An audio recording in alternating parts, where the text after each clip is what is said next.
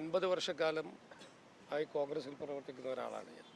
വിദ്യാർത്ഥി രാഷ്ട്രീയം തൊട്ട് കഴിഞ്ഞ അസംബ്ലി തെരഞ്ഞെടുപ്പിൽ ഇടതുപക്ഷ ജനാധിപത്യ മുന്നണിയുടെ സ്ഥാനാർത്ഥിക്കെതിരെ മത്സരിച്ചുകൊണ്ട് കോൺഗ്രസിൻ്റെ താഴെത്തട്ടിൽ നിന്ന് സംസ്ഥാന തലത്തിലേക്ക് ഉയർന്നു വന്ന ഒരാളാണ്.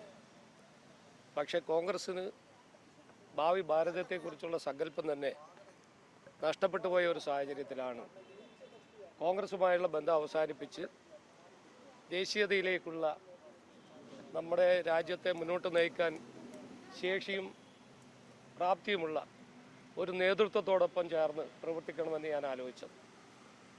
കമ്മ്യൂണിസ്റ്റ് മാർക്സിസ്റ്റ് പാർട്ടിയും കോൺഗ്രസും കേരളത്തിൽ ദേശീയതയ്ക്ക് വിരുദ്ധമായി മുന്നോട്ട് പോകുന്ന ഒരു സാഹചര്യമാണ്. ഇന്ത്യയിലാണെങ്കിൽ ഇന്ത്യ മുന്നണിയായിക്കൊണ്ട് ഇന്ത്യയുടെ ജനാധിപത്യ മതേതരത്വ സങ്കല്പങ്ങളെ തകർക്കുവാനും അതോടൊപ്പം തന്നെ ശക്തമായ ഇന്ത്യക്ക് വേണ്ടി നിലകൊള്ളുന്ന മോഡിജിയുടെ തകർത്ത് തരിപ്പണമാക്കുവാനും അവരുടെ ഇകഴ്ത്തുവാനും തയ്യാറാവുന്ന സാഹചര്യത്തിൽ ഇനി അങ്ങോട്ടുള്ള കാലഘട്ടത്തിൽ ഭാരതീയ ജനതാ പാർട്ടിയുടെ ഒരു പ്രവർത്തകനായി കേരളത്തിൽ പ്രവർത്തിക്കാൻ അവസരം എന്നെ ഇന്ന് പാർട്ടിയിൽ ചേർത്തതോടുകൂടി അവസരമുണ്ട്. ആ അവസരത്തിന് ഞാൻ പാർട്ടിയോട് നന്ദി പ്രകാശിപ്പിക്കുകയാണ്.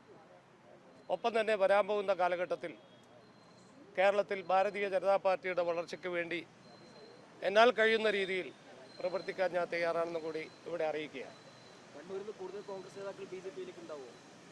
ഒരുപാട് കോൺഗ്രസ് നേതാക്കന്മാർ കണ്ണൂരിൽ നിന്ന് മാത്രമല്ല കേരളത്തിൻ്റെ പല ഭാഗത്തു നിന്നും ചേർന്ന് പ്രവർത്തിക്കാൻ തയ്യാറായിട്ടുണ്ട്.